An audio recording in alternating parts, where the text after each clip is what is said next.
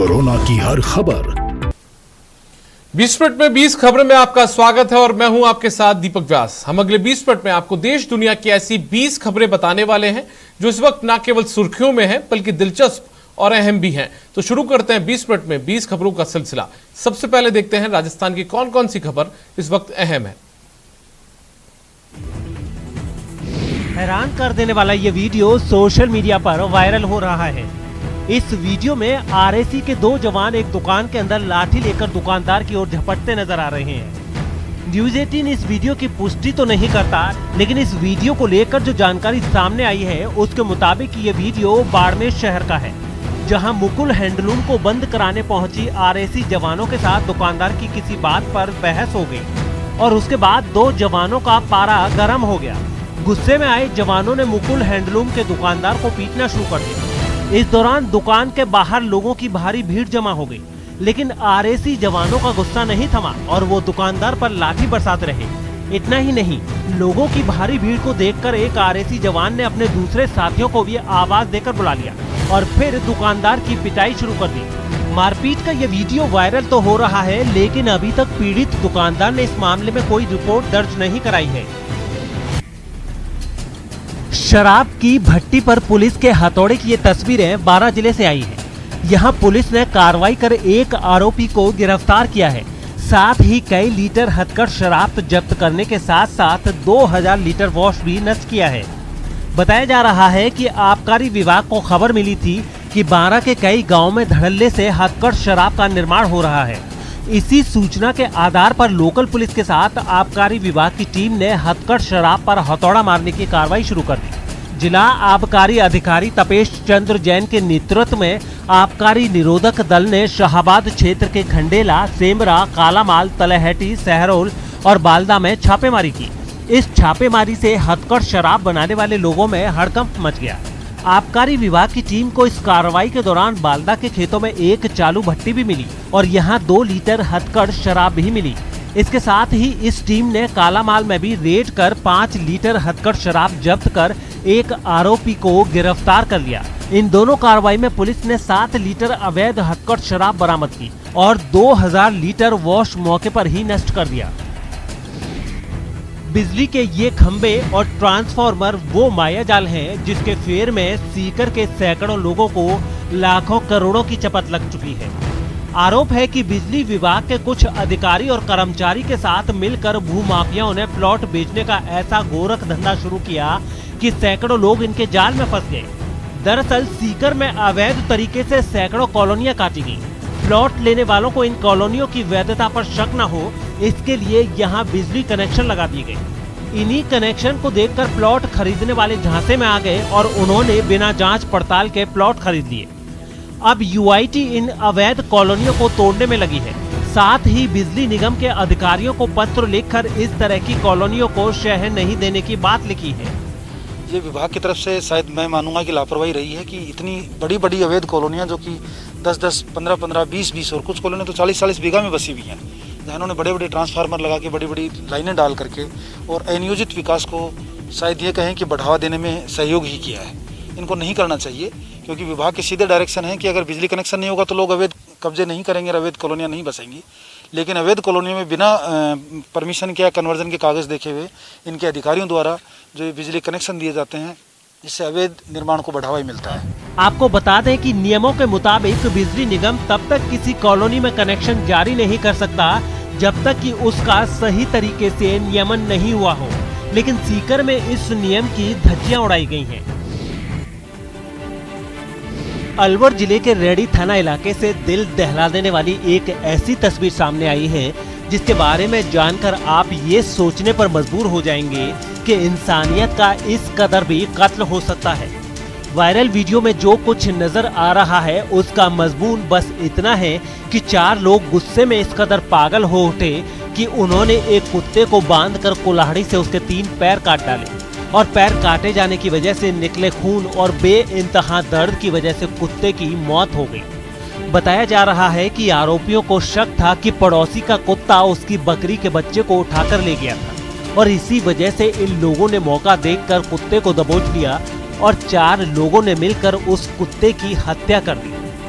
कुत्ते की हत्या का वीडियो वायरल होने के बाद अलवर की रेडी पुलिस ने 4 लोगों के खिलाफ पशु क्रूरता अधिनियम के तहत मामला दर्ज कर लिया है और पूरे मामले की जांच भी शुरू कर दी है। अशोक कुमार सुनो काड़ोराम जाति मेणा निवासी रैनी, इसने थाने पर सूचना दी थी कि मेरे पालतू जानवर को उसके पड़ोसी बाबूलाल सुनो मीडियाराम और संतोष सुनो बाबूराम वगैरह ने कल उसके पैर काट दिए थे, जिससे उसकी मृत्यु हो गई। जिस पर पुलिस मौके पर पहुंचकर मृत कुत्ते का पोस्टमार्टम कराकर उसको दफना दिया गया और इस संबंध में मुकदमा दर्ज कर जांच जारी। गंदे पानी की गिनाड़ी क्या टूटी, आसपास के इलाके में सैलाब सा आ गया। 2 मकान जमींदोज हो गए और जान बचाने के लिए लोगों को कंधे तक पानी में उतरना पड़ा। ये चूरू के गागसर गांव की तस्वीर है, जहां गंदे पानी की गिनाड़ी टूटने की वजह से बाढ़ से भी बदतर हालात हो गए।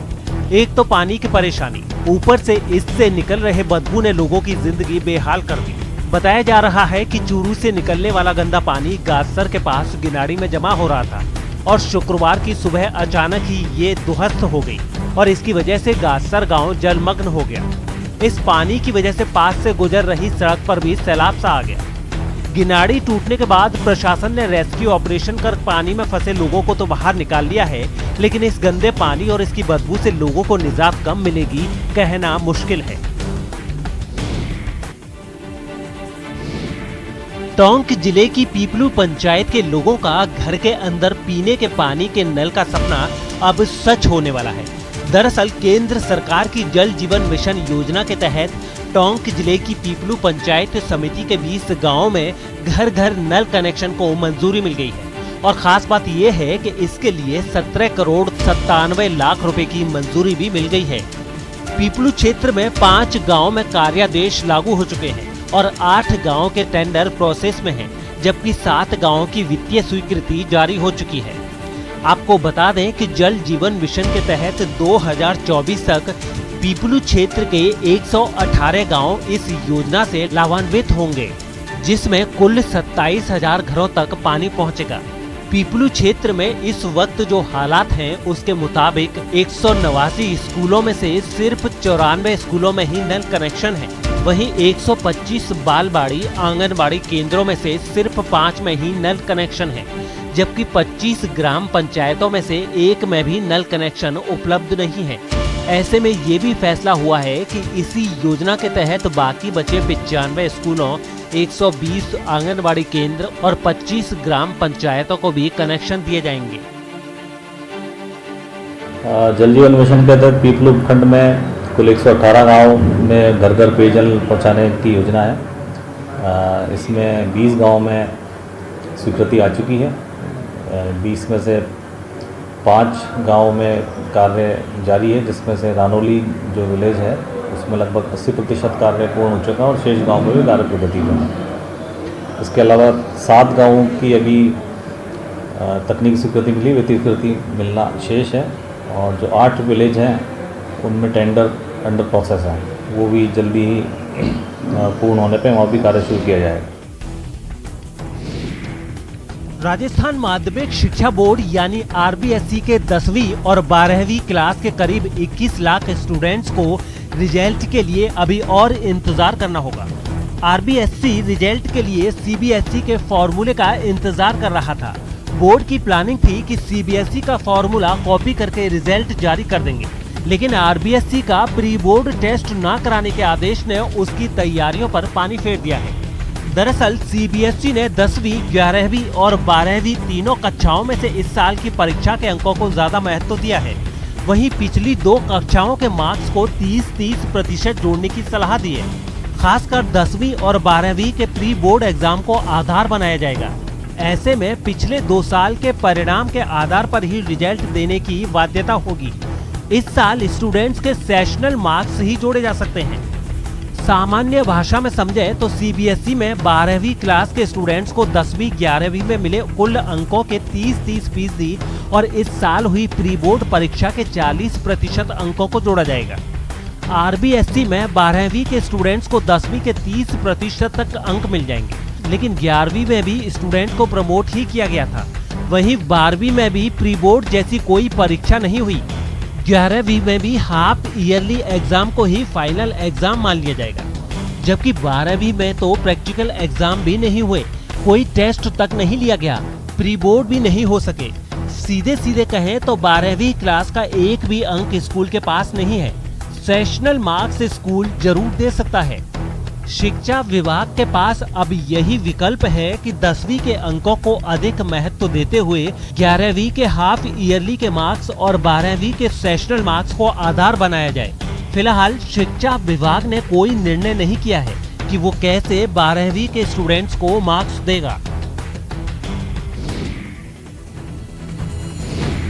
एक बार फिर धीरे धीरे चित्तौड़गढ़ दुर्ग में पर्यटकों के आने का सिलसिला शुरू हो गया है और पर्यटकों को देखकर पर्यटन से जुड़े लोगों के चेहरों पर भी उम्मीद की किरण साफ नजर आने लगी है। आपको बता दें कि चित्तौड़गढ़ दुर्ग पर आने वाले पर्यटकों की वजह से इस इलाके के सैकड़ों लोगों के घरों का चूल्हा जलता है। फोटोग्राफर से लेकर खाने पीने का सामान बेचने वाले और गाइड से लेकर गाड़ी वालों तक सबको पर्यटकों की वजह से रोजगार मिलता रहता है। लेकिन कोरोना काल में लगने वाले लॉकडाउन और पाबंदियों की वजह से पर्यटकों के आने का सिलसिला बंद हो गया था।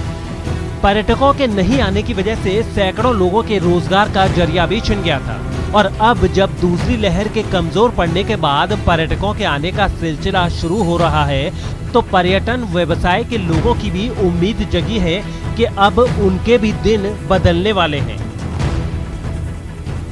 कोरोना संक्रमण के चलते जिस तरह के हालातों का सामना कर रहे हैं उससे कहीं न कहीं अब अनलॉक प्रक्रिया शुरू होने के बाद इन लोगों के मन में एक आस बनी है, एक उम्मीद जगी है कि भले ही सीजन निकल गया हो लेकिन फिर भी इस ऐतिहासिक चित्तौड़गढ़ दुर्ग को देखने के लिए पर्यटक आएंगे और उनका व्यापार व्यवसाय पहले की तरह फलीभूत होगा। लेकिन धार्मिक स्थलों के बंद होने के चलते जो बाहर से लोग आते हैं धार्मिक स्थलों का दर्शन करने के लिए, धार्मिक मान्यताओं के लिए भी चित्तौड़गढ़ का दुर्ग प्रसिद्ध है, लेकिन धार्मिक स्थलों पर अभी फिलहाल छूट नहीं दी गई है। ऐसे हालातों में धार्मिक कार्यक्रमों में आने वाले लोगों की आवाजाही बंद है और कहीं न कहीं इसका प्रभाव भी सीधे तौर पर चित्तौड़गढ़ दुर्ग में व्यापार व्यवसाय करने वाले लोगों पर पड़ रहा है। अब जो अनलॉक की प्रक्रिया शुरू हुई है उससे कहीं न कहीं लोगों में उम्मीद है, आस है कि उनका व्यापार व्यवसाय अच्छा चलेगा। 20 मिनट 20 खबर में अब देख लेते हैं कुछ दूसरे राज्यों की खबरें। कोरोना संक्रमण की तीसरी लहर का बच्चों पर ज्यादा असर नहीं होगा। विश्व स्वास्थ्य संगठन और all India institute of medical sciences ने अपने सीरो प्रेवेलेंस सर्वे में इस बात का दावा भी किया है। कोरोना के खतरनाक वेरिएंट को देखते हुए भारत में तीसरी लहर की आशंका व्यक्त की जा रही है, लेकिन अब नए अध्ययन में WHO और एम्स का दावा राहत देने वाला है। इस सर्वे के मुताबिक एडल्ट के मुकाबले SARS-CoV-2 सीरो पॉजिटिविटी रेट बच्चों में अधिक मिली है। सीरो पॉजिटिविटी वायरस के प्रति नेचुरल इम्यून रिस्पॉन्स को माउंट करने की शारीरिक क्षमता बताती है। इस सर्वे के दौरान दक्षिणी दिल्ली के शरणार्थी कॉलोनी में सीरो प्रेवलेंस 74.7% काफी ज्यादा पाया गया। ये आंकड़ा अब तक हुए किसी भी सीरो सर्वे में सबसे ज्यादा है। सर्वे के मुताबिक दूसरी लहर से पहले भी दक्षिणी दिल्ली में रहने वाले 18 साल से छोटे बच्चों में सीरो प्रेविलेंस 73.9% था। ज्यादा सीरो प्रेविलेंस तीसरी लहर के खिलाफ बच्चों पर कवच का काम करेगी। इस सर्वे के लिए 5 राज्यों से 10,000 सैंपल लिए गए थे। फिलहाल जो रिपोर्ट आई है इसमें 4 राज्यों के 4,500 सैंपल को आधार बनाया गया है। अगले 2-3 महीने में 5 राज्यों के 10,000 सैंपल साइज की पूरी रिपोर्ट भी आ जाएगी। उत्तर प्रदेश की राजधानी लखनऊ में मौजूद राजकीय आयुर्वेदिक चिकित्सा संस्थान नेकोरोना ने तीसरी लहर से बच्चों को बचाने के लिए एक दवा तैयार करने का दावा किया है। राजकीय आयुर्वेदिक चिकित्सा संस्थान का दावा है कि इस दवा को खाने से बच्चों की इम्यूनिटी मजबूत होगी। कहा जा रहा है कि महामारी की तीसरी लहर बच्चों के लिए खतरनाक साबित हो सकती है, इसलिए बच्चों को इस बीमारी से बचाने के लिए अलग अलग तरीके ढूंढे जा रहे हैं। इसी बीच लखनऊ में मौजूद इस संस्थान ने ये दावा कर दिया है कि उसने ऐसी दवा बना दी है जो बच्चों को इस बीमारी से लड़ने की क्षमता को भी बढ़ा देगी। इसके लिए एक कैंप भी लगाया गया जहां बच्चों को ये दवा दी गई। हमारी बॉडी में इम्यून सेल से बढ़ाते हैं, कोई भी बीमारी हो उन सब से ये बच्चे को बचाते हैं। जिन माता पिता ने अपने बच्चों को ये दवा दी उन्होंने भी इसे काफी असरदार बताया। बच्चे को बुखार नहीं कर रहा था, खां से जब हम दवा लेने लगे तो आराम है हमारे लड़के को। बताया गया है कि इस दवा को गुड़, देसी घी, गिलोय और शहद को मिलाकर बनाया गया है। उत्तराखंड के नैनीताल से चौंकाने वाला एक वीडियो सामने आया है। वहां एक फार्म हाउस पर उत्तर प्रदेश में होने वाले जिला पंचायत चुनाव के लिए मतदान से पहले कई बीडीसी मेंबर को ले जाया गया, जहां एक डांस कार्यक्रम रखा गया जिसमें कोरोना निर्देशों की जमकर धज्जियां उड़ाई गयी। जो लोग इस कार्यक्रम में शामिल हुए वो उत्तर प्रदेश के अमरोहा और मुरादाबाद के बीडीसी मेंबर बताए जा रहे हैं, जिन्होंने मौज मस्ती के लिए कोरोना नियमों को ताक पर रख दिया। वहां एक हॉल में डांस कार्यक्रम रखा गया था जिसमें कुछ महिलाओं ने हिस्सा लिया। उन महिलाओं के साथ डांस करने के चक्कर में ये लोग सोशल डिस्टेंसिंग के नियम को ही भूल गए और किसी ने मास्क पहनने का तो सोचा तक नहीं। जैसे जैसे कार्यक्रम आगे बढ़ा वहां बैठे लोग कार्यक्रम के रंग में रंगने लगे। 1 से 2, 2 से 3 इसी तरह डांस फ्लोर पर कई लोग उन महिलाओं के साथ डांस करने के लिए पहुंच गए। उन लोगों में कुछ बुजुर्ग भी थे, एक तो खुद पर काबू भी नहीं रख पाए और उन महिलाओं से चिपक कर नाचने लगे। इस कार्यक्रम में बेहूदगी की हदें कई बार पार होती दिखी। मर्यादा में रहना क्या होता है उन लोगों ने जैसे ये सब कुछ नजरअंदाज ही कर दिया हो। उत्तर प्रदेश के मुजफ्फरनगर से एक दिल दहला देने वाला वीडियो सामने आया है, जहां मामूली विवाद में 2 गुट आपस में ही भिड़ गए। बताया गया है कि इन 2 गुटों के बीच वहां बन रहे एक मकान के छज्जे की वजह से झगड़ा हुआ, जिसके बाद दोनों गुटों के बीच जमकर मारपीट हुई।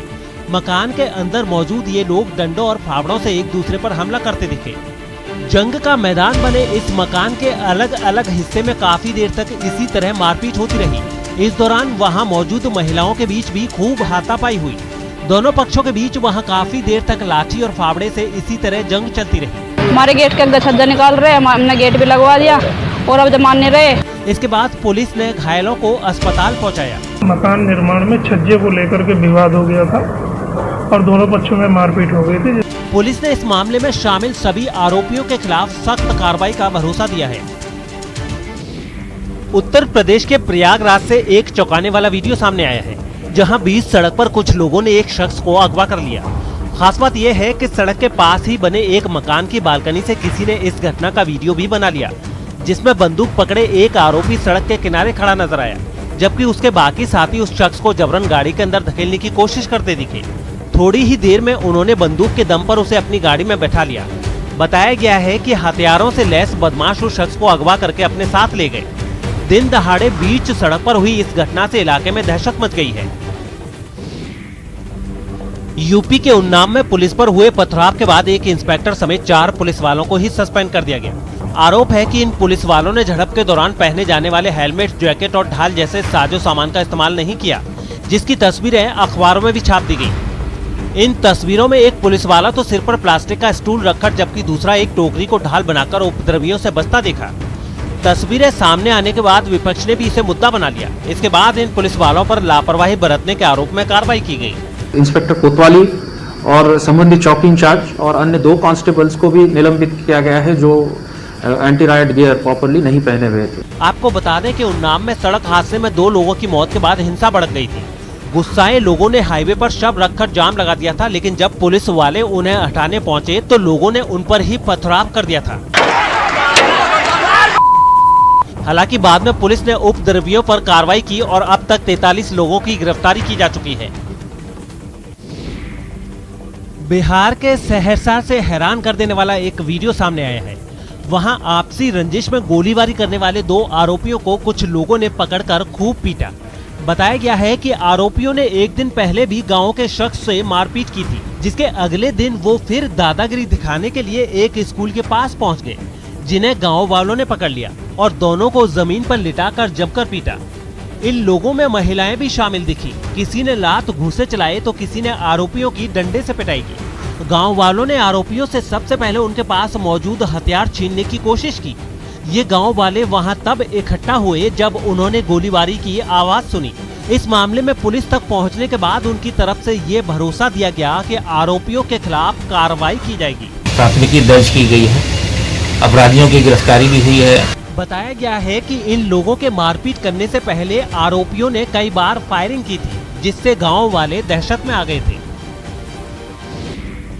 हरियाणा के बहादुरगढ़ में किसान आंदोलन में शामिल कुछ लोगों पर पास के एक गांव के एक आदमी को जिंदा जलाने का आरोप लगा है। बताया गया है कि मामूली झगड़े के बाद आंदोलन में बैठे कुछ लोगों ने उस पर तेल छिड़ककर आग लगा दी, जिससे वो बुरी तरह झुलस गया और अस्पताल में इलाज के दौरान उसने दम तोड़ दिया। इस घटना के बाद लोगों का गुस्सा भड़क गया और उन्होंने उस आदमी के शव को नेशनल हाईवे पर रखकर उसे जाम कर दिया। ग्रामीण गुस्से में आ गए हैं और उन्होंने बहादुरगढ़ के नेशनल हाईवे पर जाम लगा दिया है। गुस्साए लोगों ने इस घटना के आरोपियों को जल्द गिरफ्तार करने की मांग की। इसके साथ ही उन्होंने उन किसानों पर भी अपना गुस्सा उतारा जो पिछले कई दिनों से वहां कृषि कानूनों के विरोध में धरने पर बैठे हैं। वहीं बीजेपी किसान मोर्चा के राष्ट्रीय अध्यक्ष राजकुमार चाहर ने भी इस मामले में जल्द कार्रवाई की मांग की है। तो इसमें तो बहुत प्रभावी और कड़ी से कड़ी कार्रवाई ऐसे देशद्रोहियों के साथ होनी चाहिए। हंगामा बढ़ने के बाद पुलिस ने आरोपियों को जल्द गिरफ्तार करने का भरोसा दिया है। अब ये जांच का विषय अभी एफआईआर लॉन्च कर दी है और अभी हम पोस्टमार्टम करवा रहे हैं बोर्ड से। शव के साथ प्रदर्शन करने की वजह से नेशनल हाईवे पर लंबा ट्रैफिक जाम लग गया था। महाराष्ट्र के रायगढ़ से रोंगटे खड़े करने वाला वीडियो सामने आया। वहां समंदर में डूब रहे जहाज से कोस्ट गार्ड ने 16 लोगों को सही सलामत निकाल लिया। खराब मौसम और तेज लहरों की चपेट में आने से एमबी मंगलम नाम के इस जहाज में पानी भर गया और वो डूबने लगा था, जिसकी जानकारी मिलते ही बचाव अभियान शुरू किया गया। जहाज में उस वक्त 16 लोग सवार थे, जिनकी जान बचाने के लिए कोस्ट गार्ड के चेतक हेलीकॉप्टर्स को वहां भेजा गया। बेहद खराब मौसम और तेज हवाओं के बीच एक एक कर 13 लोगों को जहाज से बाहर निकाल दिया गया। इस बीच अभियान की कुछ तस्वीरें भी सामने आई, जिनमें ये हेलीकॉप्टर समंदर में डूब रहे जहाज के ऊपर मंडराता नजर आया। पानी भरने की वजह से जहाज टेढ़ा होकर एक तरफ को झुक गया था और उसके किसी भी समय डूबने की आशंका थी। इसके बावजूद कोस्ट गार्ड के जवान नीचे जहाज पर उतरे और 13 लोगों को बाहर निकाल लिया। इसके अलावा इस बचाव अभियान में कोस्ट गार्ड के एक जहाज को भी तैनात किया गया, जिसने बाकी बचे 3 लोगों को भी सही सलामत निकाल लिया। छत्तीसगढ़ में शराबबंदी की मांग करते हुए बीजेपी ने राजधानी रायपुर में जोरदार प्रदर्शन किया। पार्टी ने आरोप लगाया कि कांग्रेस ने सत्ता में आने से पहले अपने घोषणा पत्र में शराबबंदी का वादा किया था, जिसे अभी तक नहीं निभाया गया।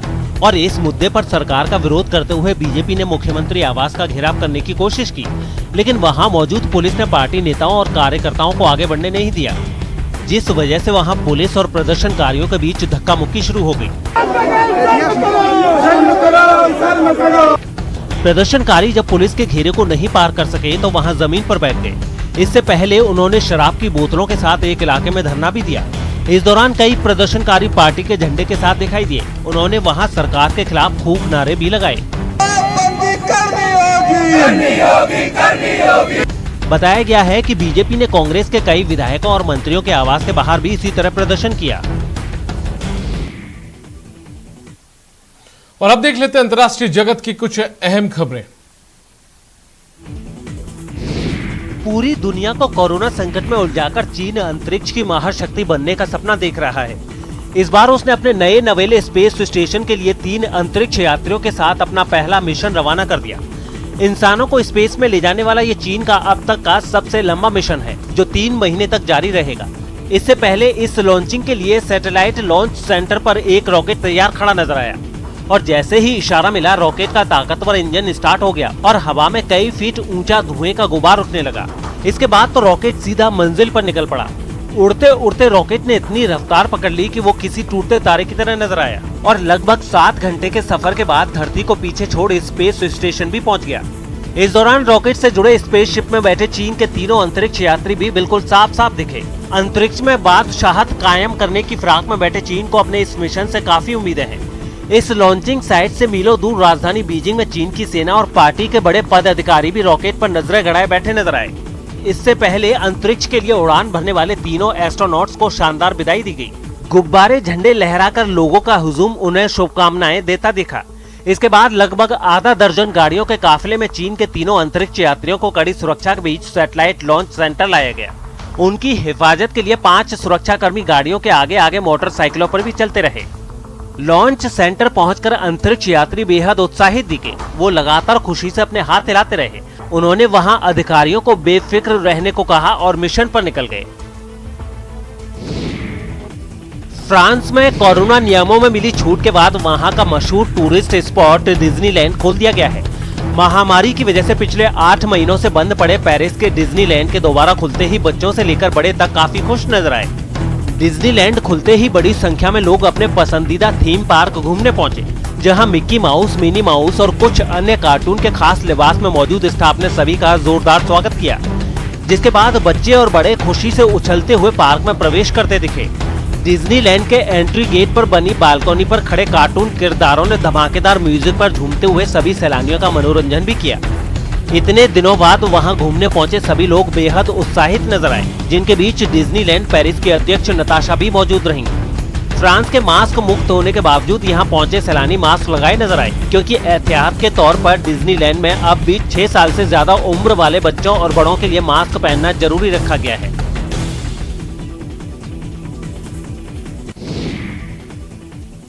नेटवर्क 18 फेडरल बैंक संजीवनी गाड़ी भारत के कोविड प्रभावित जिलों में जा रही है। वैक्सीन के लिए जागरूकता फैलाने की हमारी इस मुहिम को आप भी अपना सहयोग दीजिए। चलिए आपको दिखाते हैं कि संजीवनी गाड़ी अब तक कहां-कहां गई और आज कहां है।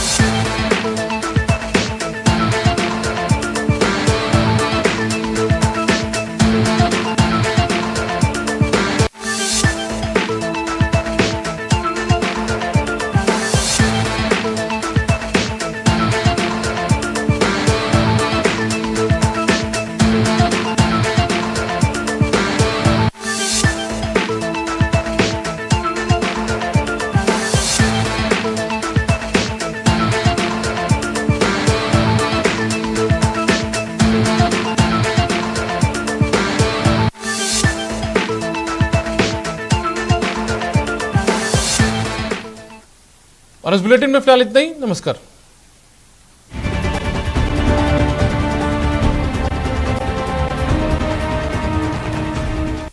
देखते रहिए